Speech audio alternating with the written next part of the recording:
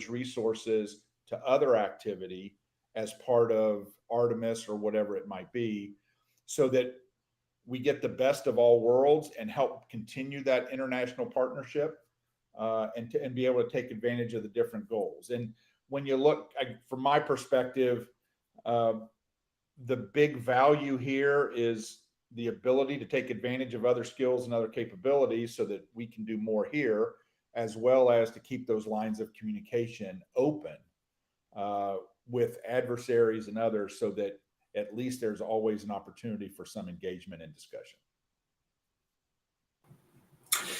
That is very relevant to everything that we have right now. So thank you for that. And another question that I would like to ask you, as the executive director of AIAA, what role do you see for the American Institute of Aeronautics and Astronautics in advocating for policy measures that can accelerate specifically the US return to the moon, in light of what we have with other nations also trying to achieve that? So a couple of points. I think from an AIAA perspective, since we represent 30,000 aerospace professionals around the world, 100 plus corporate members, that kind of thing, we have the ability to provide a high level, objective viewpoint for the industry to the policymakers. It's not we don't get into individual company business plans and that kind of thing. What we try to do is advocate for what's important for the entire industry. For example, in the last two elections, one of the key things that AIAA and other organizations did was to advocate for continuity of purpose, continue with the plan we were on, as opposed to redoing the plan and dramatically changing it every 4 years when we have a presidential election. So we felt like that was important, that continuity of purpose, to keep things going, because that's what's important for the industry, development of the workforce, et cetera. And also to help us be clear that this country is continuing on a path, and a path that everybody knows, so that it provides stability for the private investors to be able to put forward and bring forward the emerging commercial space enterprise. And as this whole process moves forward, AIAA is involved, and other professional societies for that matter, to help bring about the right standards, the interoperability standards, whatever's needed for the overall good of the industry and for society. So it's important that AIAA stay involved, and we are in a unique position because of our technical foundation, and we can help inform the policy discussions with good, sound technical input, and thereby help make the policy decisions better. Wonderful. And currently, we have a very significant shift on the role of the space industry, and specifically companies like SpaceX, Blue Origin, Virgin, and so many different startups in the space sector. So how do you see the encouragement for more private sector involvement towards the objective of returning to the moon, for example? I think the private sector involvement will continue to increase as long as they continue to see market potential and potential for successful business plans.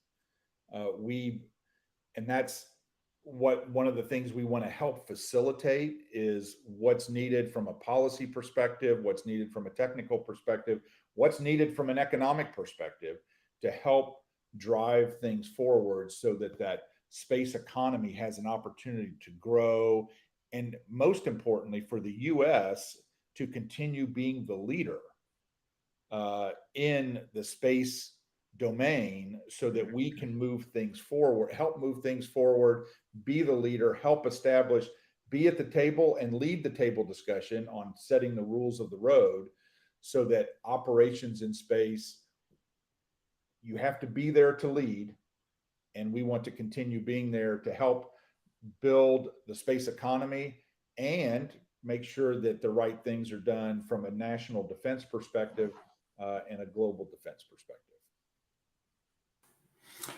You mentioned global defense and national defense. How do you perceive the current space policy landscape in the US, particularly in light of the new space race to the moon against China? I think we are in a, and Dan and I were on a meeting earlier today on this very topic. It's extremely important that the U.S. can continue its leadership. We are in a race. It's different than what we had with the Soviets back in the 60s, where we were trying to demonstrate technological leadership. Technological leadership is still a key element of the race today. It's now more about how do we demonstrate global leadership from a national perspective in terms of helping make sure the rules of the road are set up, our national defense is protected. And the one thing from my perspective I've seen pretty clearly is that when the Chinese establish or announce a milestone, they intend to accomplish that milestone, and they do tend to accomplish that milestone. So, for example, a few weeks ago, they announced that they intend to have humans on the surface of the moon by 2030. And I think we should be taking that extremely seriously because they have now demonstrated or visibly called out their intent to get to the moon in the near term. Yes, and there is a significant decision to be made on where the US stands on how to compete towards the moon, for example, which is a big goal and something that was very significant in the last space race that we had. Right. So thank you very much, Dan. I'm gonna let Dan Goldin take it away on the perspective of international collaboration and the space diplomacy theme. So Dan, the floor is yours. Okay, thank you. First, let me say, America's defining this as a space race. We've been there, done it. So we need to be, and I'm not criticizing my colleague Dan, it's this whole need to define a space race where China comes in and gets their second and their first. So it's a broader issue. This is not the place to do it, but I don't have enough time to deal with that broad issue, but I wanted to say I will be speaking on that in the not too distant future. I also would like to set the stage and to say, before I get into space diplomacy, where are we? America has passed, we have passed the $500 billion mark in space. We are going to get, the space economy is going to get to $1 trillion. Space was viewed as a happy place where we sent astronauts to the space station and we went to robots to Mars, we went to asteroids, we went to the outer planets, we explored the sun, we explored our own environment. But space is becoming an integral part of how we work. And the future of the digital architecture of the planet is going to be from space, because on land there are hotspots. Around the densely populated cities, the services for cloud, for internet, for telephone communications are available. And as the distance from the population center goes down with terrestrial services, you lose the affordability and the connectivity. Because space has such a big future and already is showing its way through Starlink, and coming next is going to be Amazon Kuiper with the cloud and many other services, it's an important place to be. And it also requires national security. It's like assurance of passage at the sea, we're going to need assurance to access to space. So it brings in a very significant national security aspect to it. Now, where does diplomacy fit into this? We have to work with our allies, and we have to work with those that don't have similar views, because working with those that don't have similar views, objectives, and directionality as a population, you can't ignore it. So diplomacy works on both ends. Build coalitions, build businesses, enrich services, make money, and avoid war by openly talking to those that have adversarial positions relative to you. I've had the privilege, I've quoted this before, I am older than a rock. I started in the space program in 1962, and instead of going to graduate school, I chose to go work at NASA because I heard John F. Kennedy's speech about going to the moon, not because it's easy, but because it's hard, and this is what America does.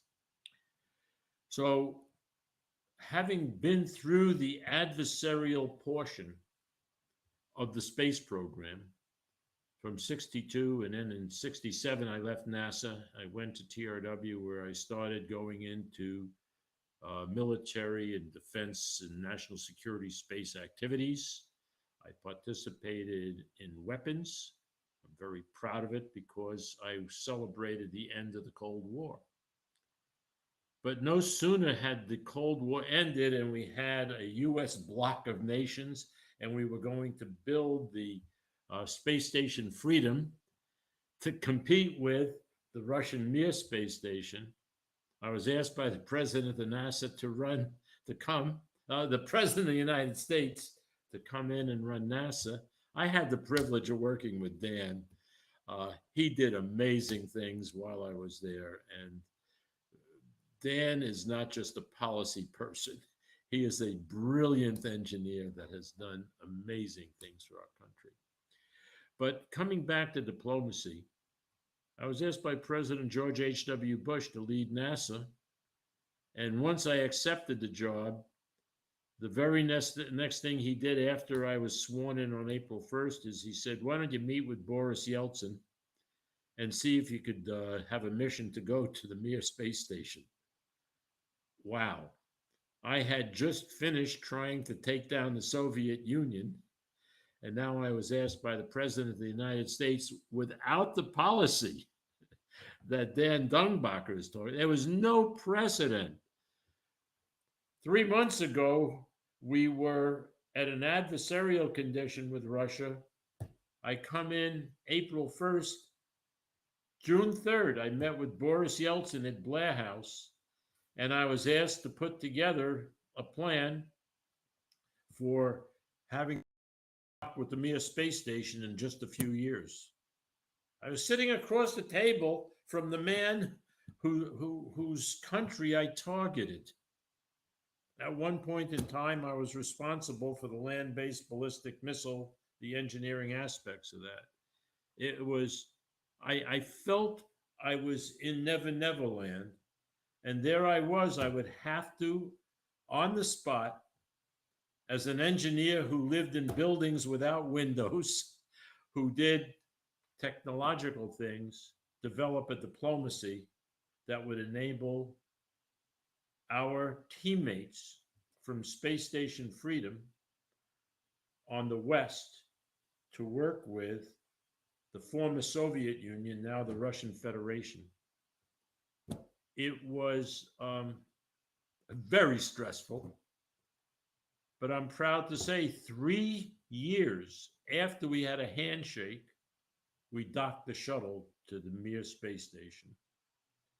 I will also say that some of the astronauts didn't want to play, and I was happy to see them leave because the President of the United States gave us a directive, and he understood the necessity of working with a former adversary to get the world back into a peaceful state after a good fraction of a century where we were in this adversarial position. And little by little, policy came. And then the next step was to go build the International Space Station with the former Space Station Freedom members. So we had to work in a very careful, precise environment so that we respected the needs of all the partners. Of course, our partners in Europe and Canada and Japan, they had very special technological needs. So in selecting a configuration, we just couldn't give all the work to the Russians. On the other hand, Russia had some incredible technologies. And on the fly, we had to figure out through diplomacy, not through sheer force. When you have to work with other nations, you must respect the expectations of those nations, and everyone has to give a little. And finally, as Dan Dumbacher pointed out, 2 years before we launched the first crew to the space station, the policy came together because of the goodwill of all those involved, and every nation signed that policy with regards to the International Space Station. So what does it take with policy? It takes a deep commitment right up to the presidential level with the support of the House and the Senate to establish the execution of a vision. The vision is always easy. It's making the execution of that vision the hard part. And what's amazing is when I testified at my Senate hearing, I said we would have the space station up and populated with people by 2000. And the incredible international team, because of the policy, as Dan talked about, and the diplomacy and the respect for each other, and the understanding it was only going to happen together, did we make it happen. And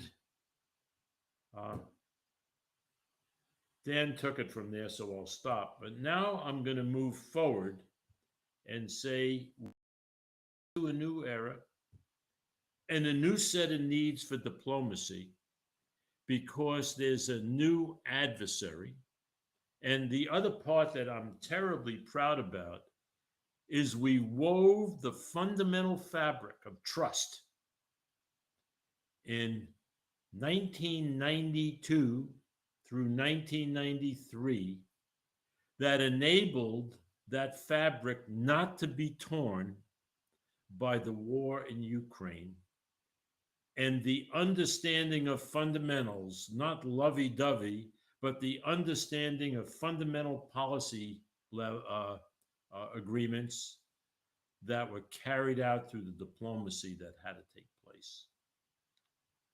But there's a huge challenge now, and I'm going to come back to where I begin as I finish. Space today is not like space when I became the administrator of NASA. Space is becoming the essential digital ingredient for humans to live and prosper on the planet. And space is not controlled by the government. The government is a partner in space for the things that they need and the things that they must do to protect the American people. But space is going to be a commercial venture. It has to be done on time. It has to meet the needs of the consumer, and it has to be affordable. And ultimately, it should be so affordable that we don't deprive human beings of their access to the needs from space. So the next generation of diplomacy is going to be very difficult. more difficult than the diplomacy engaged in during and after the Cold War. Thank you. Thank you so much, Dan. So many different insights. I think that the importance of space to so many of the things that we have right now and that we will have in the future needs, for example, all the technologies that we used on a daily basis are dependent on space and all the Not all. climate crisis. Let me correct you, Rodrigo. Not all technologies, some key technologies. And again, the reason I corrected you is there's a temptation on the part of space enthusiasts to say space is everything. There's a temptation on the part of space enthusiasts to say space is going to take over everything. If that's the way we go, we're going to create adversarial situations where the diplomacy with the ongoing industry is going to be very, very difficult. So another word that has to come in is respect. And I used you. I was waiting for you to say that, Rodrigo. So, but you gave me an opening to respond to what I was hoping you would say. That's really important too. And I think that the crossover between technologies, all the strategic technologies that we have, renewable energy or communications, there is a lot of dependence on space, even though it is not on every single technology that we need right now and that we use. But with that in mind, you both stressed the need for global and national security. So I wanted to pick on that and talk a little bit about your work with the Crack Institute for Tech Diplomacy as a Global Tech Security Commissioner, specifically for space technologies. So how do you see the international collaboration in space contributing to global security? I see it bifurcated into two areas. One area is the work that we're going to do cooperatively with our allies, those who have the same belief system as we do, to really do good, to do good for the planet, because we all breathe the same air and use the same water, to do good for commercial services so people can have affordable services, so families could communicate with each other, so that people could do education digitally, that we could have access to the cloud, that we could have ubiquitous communication, not because we live in cities where it's affordable, but if we live hundreds of miles from cities, if we live in the desert, if we live in the tropics, it's always available ubiquitously. So we work with those with common beliefs to make that happen. The second part of it is to understand those who don't have the same belief system as us and may be going in a different direction. To avoid a hot conflict or even escalating conflict, we need to be able to talk to them, and talk to them not with loud voices, but with quiet voices. And even under those conditions, we're going to find areas of agreement. And that's exactly what we did with the Russian Federation and Yuri Kopchev and myself.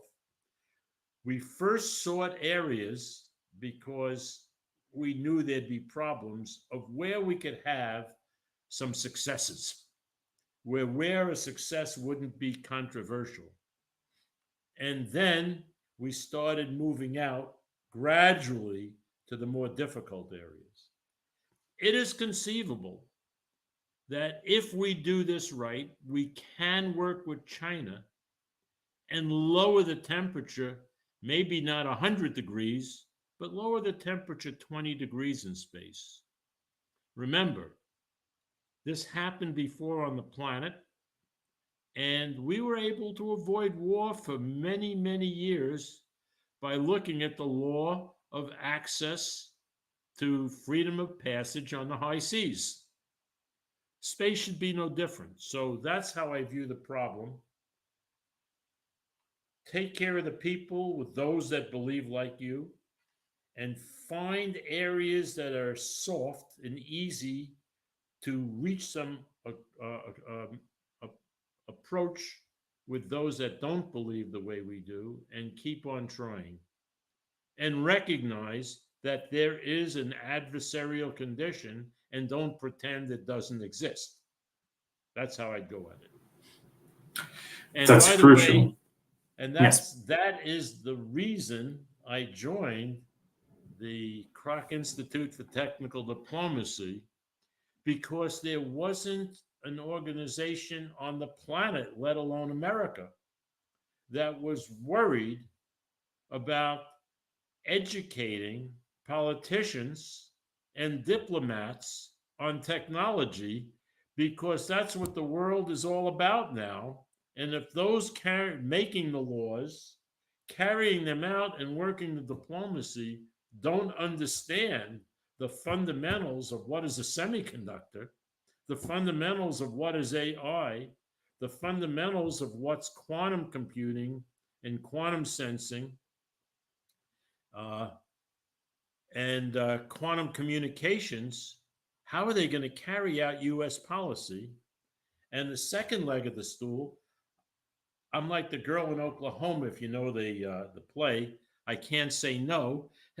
When Keith Kroc approached me with the Global Technical Security Commission, I thought that that was the matching element of what had to be done, especially in space, because my concern is, A, the U.S. has to do the right things by itself and then with its allies, and then it needs to be aware of what our adversary might be doing, so that we prepare our diplomatic staff, we prepare our leadership of the country to recognize openly that there's a problem here and not ignore it.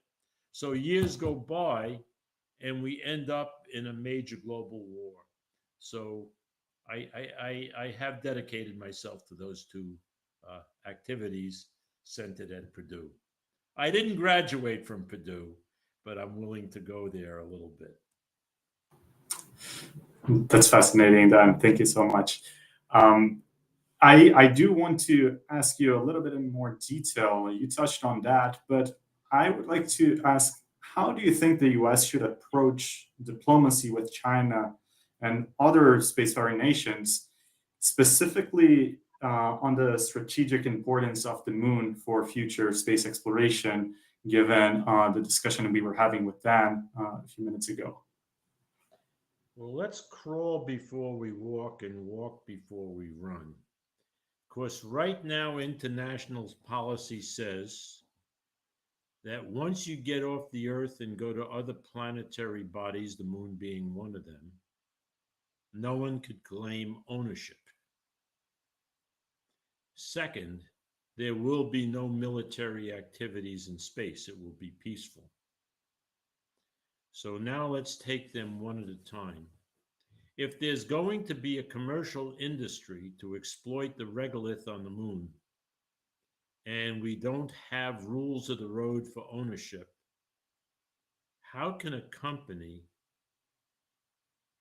with financial clarity even think about investing in exploiting the regolith on the moon or putting in services if you don't know what you own? Alternately, how can a company go out to near-Earth asteroids and begin mining operations? Are we going to have Star Wars? Now we get to the second part. What about military operations? Well, I don't know what the intent of other countries are in putting up moon bases. We have no way of inspecting what's going on.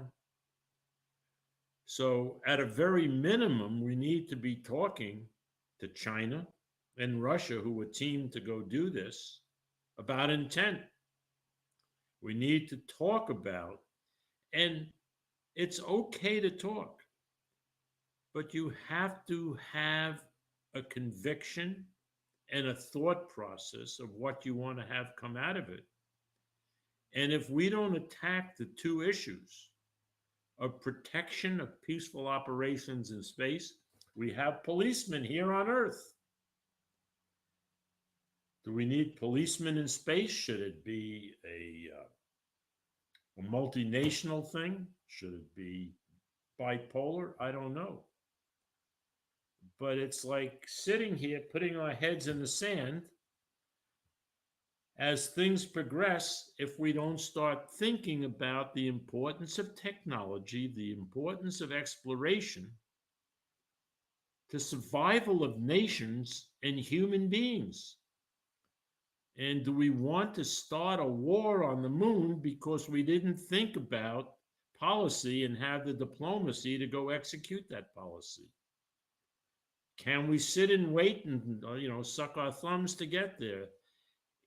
We've got to get at this, and that's why I think the whole Global Technical Security Commission is brilliant, because we're talking about what do you do about these things. The Kroc Institute for Technical Diplomacy, we're trying to educate the leadership of our country and all of our allies around the world to some of the critical technical issues, because how are you going to ask politicians and world leaders to deal with something if they don't understand it? And you can't pretend that things could happen. This is really, really, really hard work. And right now, we in the private sector are trying to get the attention and educate those in the public sector to deal with issues that are important to ourselves, our children, our grandchildren, to our very survival as a human species.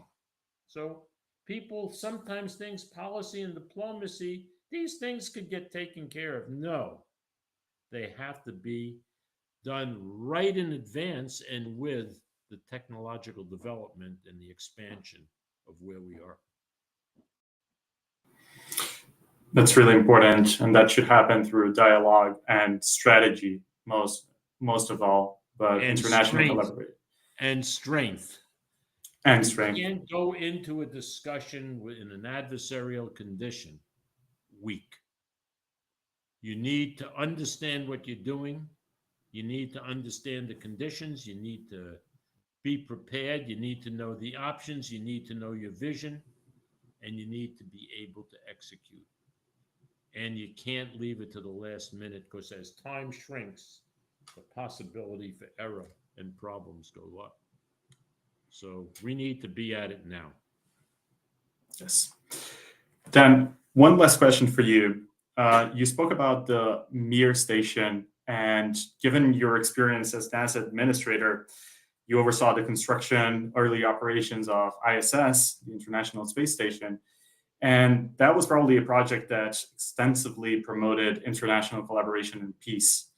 And in light of all the topic of establishing lunar colonization and diplomatic efforts with China and other nations, how do you see the lessons from that experience that you think could be applied to establishing a permanent human lunar facility? Let me make it in a very simple expression. There's an expression, ready, shoot, aim. No, ready, aim, shoot. If we do this, ready, shoot, aim, it'll be a complete failure. Getting ready and aiming and planning is not glamorous like launching a rocket. It's very hard, complicated work. It's not designing a semiconductor circuit to handle gate dimensions of 1.5 nanometers.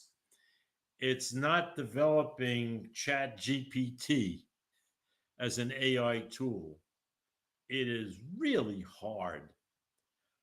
There were weeks at a time I was so tense I couldn't sleep because I knew I couldn't get passionate and emotional in front of my Russian counterparts. I was representing the American people, and that's a very heavy burden. I am not an individual. I am a representative of the American people. And when you're in that spot, you begin to understand how important policy and diplomacy, which are looked upon as bureaucratic tools, are to the effective execution of what has to happen. And many times in the political process, these terrific people are called bureaucrats. I will tell you, thank God for some of the people at the State Department who taught me the basic principles of diplomacy. Some of our ambassadors, these people are best in the world. Some of the people in the innards of the US government that have facts and figures, working with the members of the House and the Senate. This is a total top to bottom American effort that needs a constant slow burn to build to a final conclusion. And I don't think we're ready to do it. All we're ready to do is worry. I believe we could do this as the world leader and respect the Chinese, but have conditions that assure the American people of the ability to sleep at night and to dream. That's my answer. Fantastic. Dan, thank you so much for your insights. This has been incredible. I'm going to pass on to Professor Howell. He must have a lot of different insights. Before you do so, I have a pretty important appointment. I thank you. This has been an honor being on this talkathon. And Dr. Howell, I know of your work, and thank you so much for having the patience to listen to me. Same for you, Daniel. I'm going. Thank you so much, Dan. Okay, bye-bye. Professor Howell, where's your... Okay, thank you, Rodrigo. I think one of the key things that Dan Goldin commented on was the importance for the policymakers and the challenges that they have that he was talking about to understand some of the technologies. Also, to understand that the technology environment has evolved and changed, and that's relevant to this discussion for space diplomacy. So I'm going to come at this from a different perspective. I'm going to come at it from the technology perspective. But I think all of these things are keys that have to converge in any discussions. And so right now, space diplomacy is particularly relevant because we're at this critical juncture in accessibility, that is space access, and the development of space assets for sustainable operations. That's way beyond what used to be simply exploration. And we have a goal for an actual economic ecosystem. And so that the story of space and getting to that point is really a story of technology. So from the beginnings, maybe thinking about the late 1950s with the launch of Sputnik, through the first landing on the moon, to the space station, to trips to the outer solar system, it's all been a story of evolving levels of technological innovation and capabilities. But it's not a story about just 1, 2, or 3 nations across the globe, but one of increasing participation that has expanded along the way at an ever faster pace, particularly recently, as new nations as well as private companies join the ranks of the space farers, either with their own satellites. Consider that there are over 80 countries that have operated satellites. Right now, there are over 4,500 satellites that are currently in Earth orbit from 50 different private and government satellite operators. And so many of the agreements for future launches and operations are also in place. right now, there's at least 35 launch sites and spaceports around the world. So things have really jumped to a whole new level. And space diplomacy is going to be an important part of responding to those technical changes. So the question is, maybe that might be useful, is to say, how did we get here when every step required technological innovation? So there's been a long history, and I'm going to go back and summarize some of the steps in kind of a rapid form. But the launch of Sputnik, of course, was in '57, and that set off, certainly in the US, space focus that was decidedly and significantly technology related, getting to the moon like the first time. It also heralded right then a time to really think about national security, and brought on some of the developments that would lead to the defense, DARPA, the Defense Advanced Research Projects. And now 70 years later also led to the initiation of the Space Force. But during those early times, the scientists and engineers did an amazing job in providing the technology systems that would deliver humans to the moon and get them back to the Earth safely. As part of that, though, I want everyone to remember that technology is not just the hardware, the rockets, the landing modules, the spacesuits, and so on, the satellites. It's also the software, which is also developing at a rapid pace, the computer capabilities to manage communications, control, navigation, locating where the vehicles are, and so on. And developing those kinds of technologies are just as significant, those software capabilities are just as significant as the large hardware elements. And so those had to move together in order to actually reach the places that we are now. So then from there, space missions, of course, took on new significance as capabilities expanded in these two arenas, both the hardware and the software. So I'll skip here to, for example, some spacecraft that went to the outer solar system, launched by NASA in 1977, which were the Voyager 1 and the Voyager 2. As originally designed, they were going to go to Jupiter and Saturn, explore Saturn's rings and the larger moons. Turned out that even though it was originally supposed to be only 5 years, that the capabilities would be successful so that they could also go to Uranus and Neptune. And actually, we've gained a lot of scientific insight from those missions. But one of the things I want to point out about it is they were launched in '77 and were developed and launched by NASA and the US. Voyager 1 actually is still operating. It's now located beyond our solar system, so we're learning lots and lots of new things. And as a result, that it's still delivering data, it's still operating, even though it was launched and managed by the US, scientists around the world are now benefiting from that data. And so in a way, we are now sharing that globally. So lots of the technology that we also benefit from today has resulted from those efforts actually out in the far solar system. But there was a change with Cassini, one example. Cassini was also a mission to Saturn, conceived in about 1982, but launched in 1997.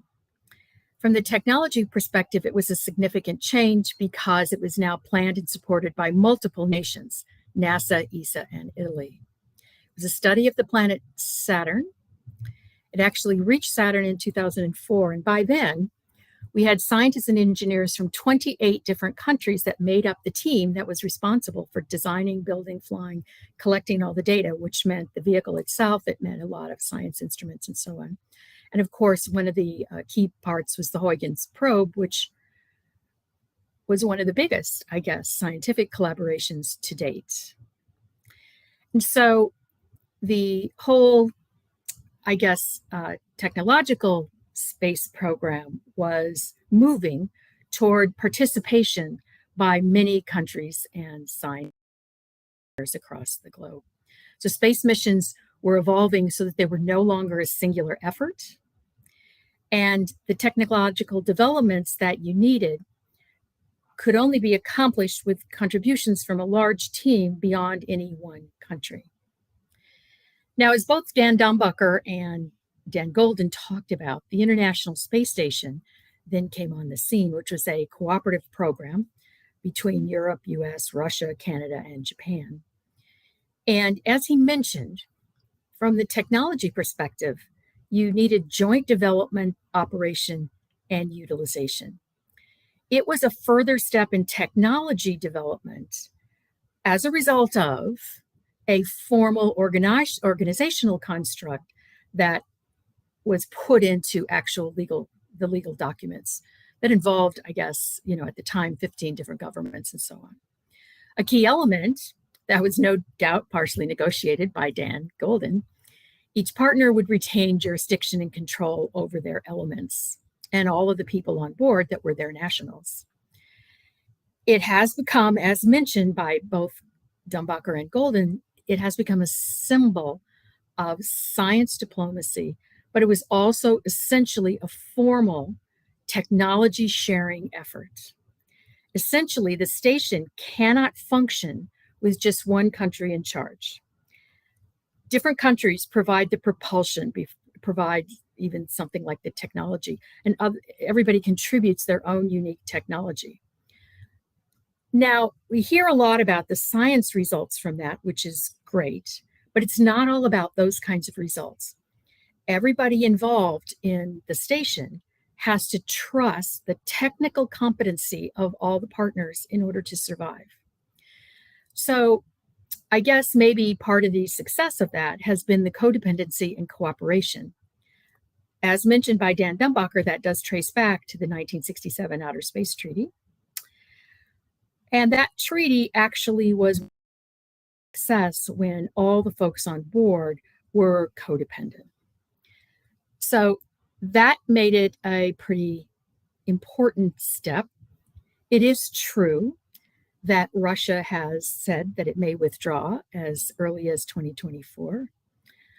But in essence, that is also a sign that we are shifting into a new phase in space operations with new players, new contributions to the technology development, and literally participation by folks and countries across the entire globe.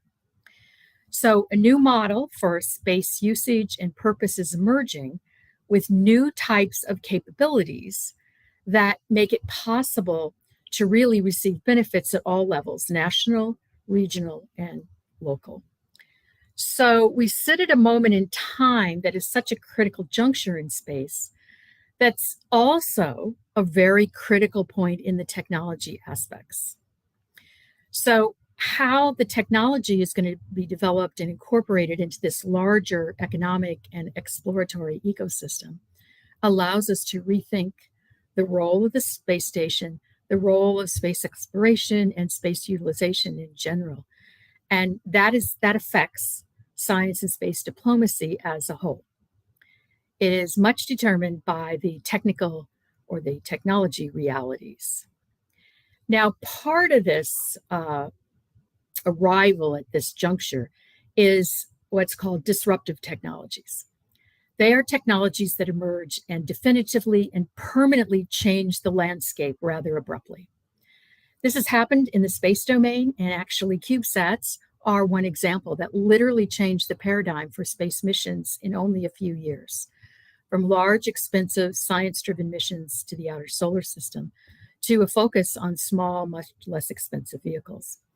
Now, it's true that we did move from the large vehicles of like Cassini and Voyager to smaller vehicles, but the change to CubeSats, which are literally, could be as small as a toaster, have really, really changed the landscape a lot. Those small vehicles have proven that they can accomplish much more than expected with such a small vehicle. And they've also brought a convergence of technology developments that enable this small modularized type vehicle to operate very successfully in both hardware and software realms. Today, we're even putting some of them together in order to get, something that's 6 times the size of a toaster. That's what also ushered in, or was a piece of ushering in what's called new space, which is the emergence of the private space industry. New space ventures are becoming more common, involving private launch companies, small satellite constellations, for example, and many folks have heard recently about the suborbital tourism that's sort of stage at the current time. But bringing new types of vehicles with these new players in the game have offered advancements that have encouraged that commercial sector. And in essence, we've also seen somewhat of an organizational split that I'm going to call, for my purposes, upstream and downstream. So if we think about the upstream, we're talking about it's engaged satellite builders, instrument providers that collect data and bring upgrades in operational systems that can support all kinds of spacecraft. We see ongoing developments of such hard elements as vehicle components and manufacturing options, formations and constellations, launch systems that now carry multiple vehicles to orbit. We also see the software algorithms to enable these various activities like communications, maintenance of formations and swarms, control for distributed systems, and so on. All of these activities are also becoming more international in scope, as tracking networks are comprised of satellites in various orbits, moving around all Earth locations, and ground stations that are around the world. These technical advances on these systems have also been occurring at a very rapid pace. Now, downstream is actually focused a lot about delivering services. Services are organizations and companies that now, in a large number of respects, gather the data and kind of remix it for customer use, which might be countries, it might be communities. It could also be, these days, an individual farmer that's just seeking information about soil moisture levels. I think that is what Dan Goldin and Rodrigo were actually talking about when we say that we've all become dependent on this satellite data in ways that many times we do not even realize. So a few of the areas that use it, all of this data that has now become available includes weather and climate modeling. Agriculture is a very big piece of it. Even things like wildlife migration, disaster management, of course, oil monitoring, maritime security, insurance optimization. Yes, your insurance company is using satellite data. Food commodities tracking, like, how does the wheat crop respond after weather events? Hurricane tracking. To some degree, everyone worldwide now relies on satellite data. These systems have also brought broadband access to hard-to-reach areas. Of course, there's also military actions that benefit from all of this data too. I guess the key takeaway is that now currently, everyone is engaged, from the first missions that involved an individual country and a limited set of engineers and scientists. Satellite data, as it now exists, is critical to the operations in almost all sectors of critical infrastructure, certainly in the US and many places elsewhere. So going forward into the future, the focus of new technical developments includes responses to shared global problems. That may include climate change impacts, hurricane responses. Almost all humanitarian efforts these days can rely on the combined technical capabilities and shared efforts of space systems. And those responses will involve upstream efforts to access new knowledge and downstream distributions of useful data and observations. Now, most of these global problems actually are hitting all locales, but sometimes less capable populations get hit the hardest. The future then involves lots of different possibilities and opportunities for international cooperation that might be adapted for different cultures and political landscapes, and the diplomacy efforts are going to be key in the success of using our technology in order to address some of those issues. Now, these both upstream and downstream technologies have created a huge need for that international cooperation. New updated agreements that enable support across the global economy as well as fast response to global crises. And of course, the rapid expansion of all this needs international cooperation at many levels to avoid the conflicts and misunderstandings that Dan Goldin mentioned, as well as to maximize positive societal impact. So when we think about the story of space, it's really a story of technology.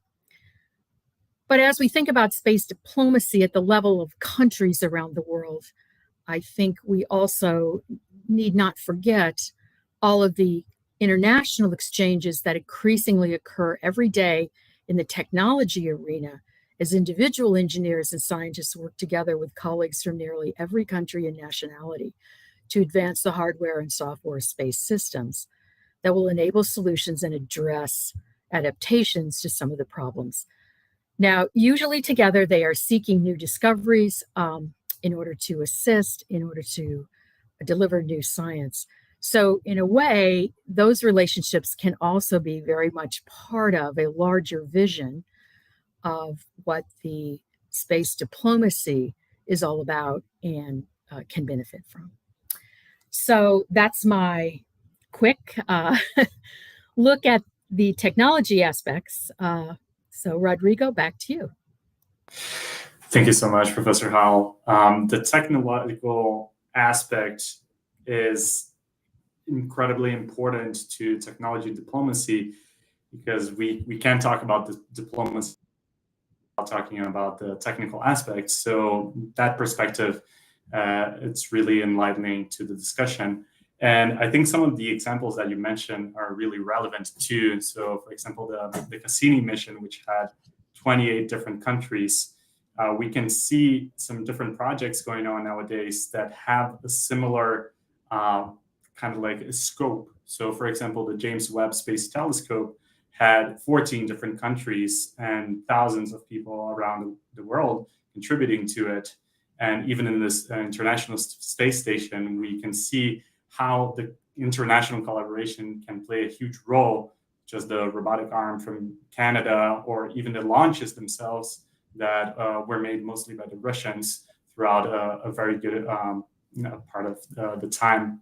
So considering all of that, as someone that has extensively studied space missions, can you discuss any innovative, specific space technologies that are under development now that have the potential to bring nations together through a shared mission or objective, such as the one that I mentioned, the James Webb Space Telescope, but something really big?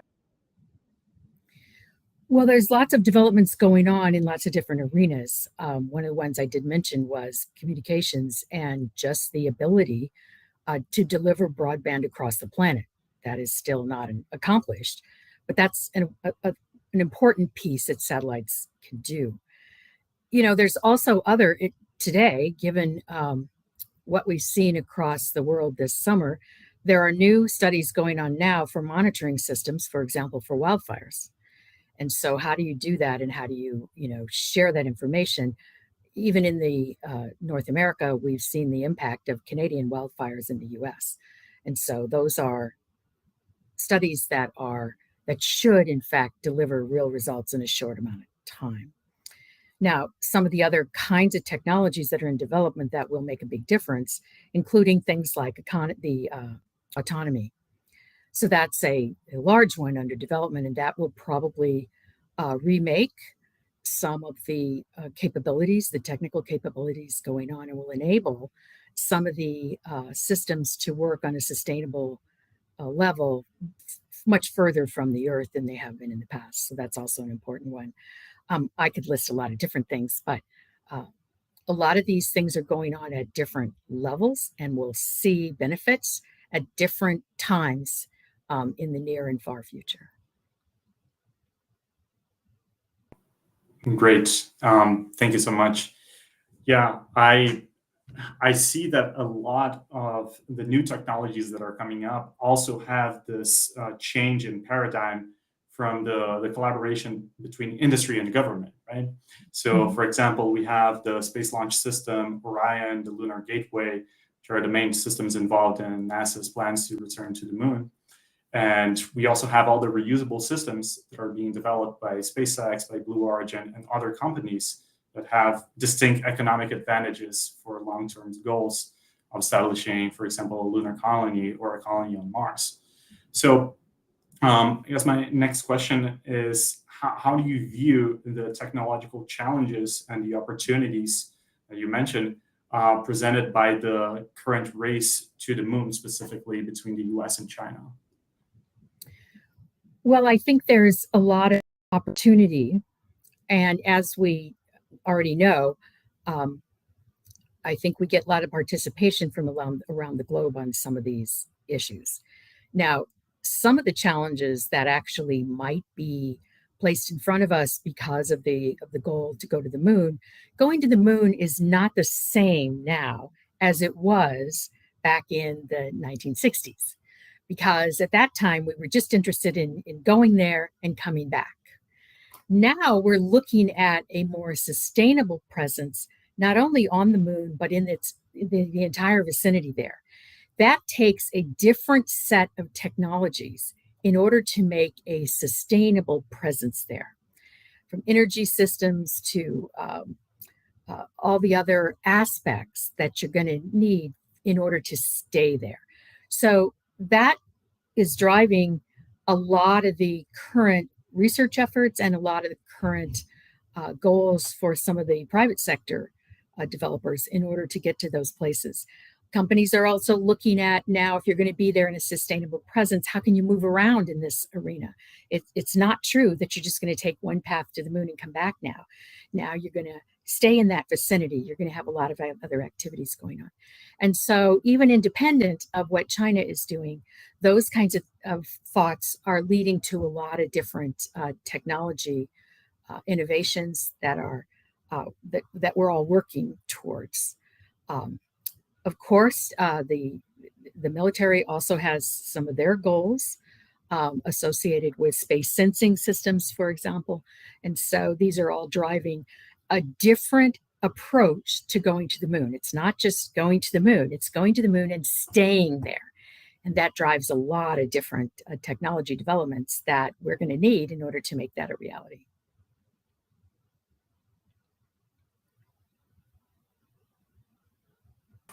Absolutely. There are so many different technologies that we need to get to that point. But what you mentioned is true. It's not only a technological endeavor, it's also diplomacy involves a lot of the politics. And that's why we have such a complicated matter at hand. And it's not engineering alone that's going to bring all the solutions, right? But talking about engineering specifically, what do you think are the key technological breakthroughs that we still need to have in order to establish all these ambitious goals that we have? Well, I mentioned some of them already. We need to have, some of the developments, for example, in autonomy important. We're going to need developments in servicing capabilities. We don't actually know how to do that. So that's, how do you repeat operations, create a system where the vehicles are not expendable, where you can, refurbish them and so on. I already mentioned space-based sensing system, for example. And in the private sector, when you're talking about the commercial capabilities, they all talk about their satellites that they want to put up there. But if you're actually going to have a sustainable system, you're not going to need you've got some supply chain issues that will involve around the world a lot more companies and things like that. The other issue, which I don't know how far it comes under the heading of diplomacy, but now that we've got a commercial sector involved and we have a lot of commercial companies, you mentioned, some of the big ones that are making vehicles to actually do landing, is you have intellectual property issues. Those are also issues that have to be dealt with and have to have agreements, and we need to understand what that is and where the lines are between independent companies or organizations integrating their technologies with the pieces of it that they want to keep as part of their business models. So I think those are some of the challenges ahead that are not just the engineering technologies, but how they all are going to integrate together. So the engineering technologies independently are challenged, but actually integrating, fitting them together is also a piece that we have to figure out. Yes, and an interesting factor in this regard is that there is a lot of spin-off technologies or spin-off applications that we can't really foresee. So, for example, recently NASA announced that SpaceX might be using Starship as a space station as well as a launch system. So who knows what the future brings for us. And I have another question for you in a slightly different topic, but as an educator, how do you see the role of academia contributing to the development of space technologies that might be crucial for lunar exploration, for example? Well, academic institutions are no different than government organizations or space agencies. Academic institutions are also working with their colleagues across the globe. So we also engage with many educational institutions across the entire world. So those relationships are also key to all of these developments. It also means that we engage not only our own students, but those across the globe. But it's true that academics do a lot of the fundamental research that are going to need to meet some of these challenges.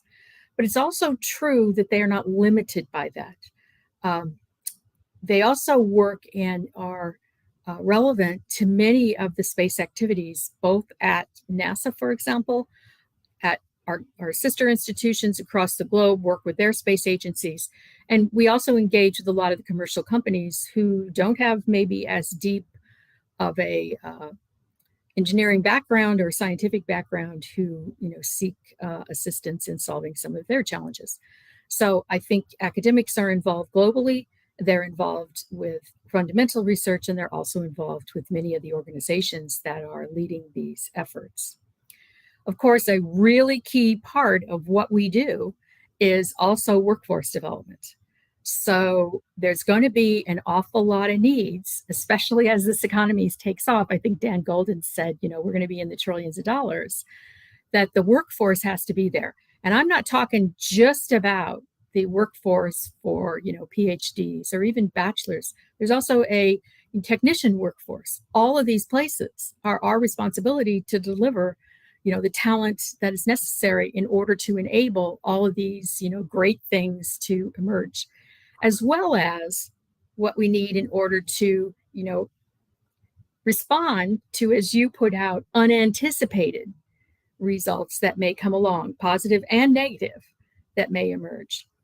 We also think here at Purdue, it's important that more engineering students get exposed to the policy challenges and issues. So you all heard that Dan Dumbacher taught a space policy course here recently. We're trying to expand those efforts so that students are better educated and understand better the policy side, just like it's important for policymakers to do a better job of understanding the technology. Absolutely. Traditional education in engineering has a very heavy technical focus, which is obviously important. But I think one of the differential aspects of Purdue is having a very heavy systems engineering approach, which is essential to any type of professional working in space engineering specifically, but all of the engineering fields for that matter. So, but Rodrigo, we know you didn't take Dan's policy course, so we're going to have to fix that. Absolutely. Maybe next time. Dan, are you planning on going back to Purdue to teach that course in the future? I'm trying. Kathy's trying. We're trying to figure it out. Maybe.